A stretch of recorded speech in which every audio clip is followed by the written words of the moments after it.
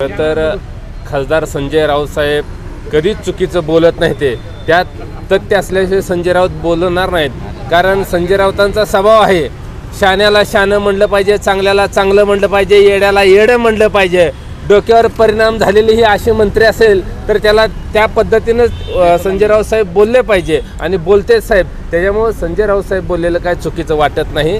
कारण एक या आमदारांचं आणि या मंत्र्याचं, तानाजी सावंताचं कसं झालं माहिती आहे का, एखादा आडा भरलेली व्यक्ती कशी असते तशा पद्धतीने त्यांची परिस्थिती आहे. त्यांना नेमकं ती मंत्री आहेत का नाही ह्याची देखील जाणीव होत नाही. त्यांना कुणीतरी दुसऱ्यांनी चावी द्यावं लागते, मग ती जागी होतात, मग त्यांचं खडबडलेलं चाललेलं असते. पण मुळामध्ये ती मंत्रिमंडळात राहण्याच्या लायकीचीच नाहीत. त्यांना अशा मंत्र्यांना मुख्यमंत्री आणि उपमुख्यमंत्री तात्काळ हाकलून दिलं पाहिजे आणि चांगला कर्तव्यदक्ष मंत्री तिथं नेमून जनतेची सेवा केली पाहिजे. काय जसे तसं उत्तर द्यावं. तानाजी सावंतांनी जर शिवसेना नेते संजय राऊतांवरती जर काय चुकीच्या पद्धतीने अपशब्द वापरले तर तानाजी सावंताला आमचा इशारा आहे, तुमच्यापेक्षा खालच्या पद्धतीला जाऊन तुमच्यापेक्षा खालच्या भाषेत तुम्हाला त्याच भाषेत उत्तर दिलं जाईल हे लक्षात ठेवा. बोलताना विचार करून बोलायचं.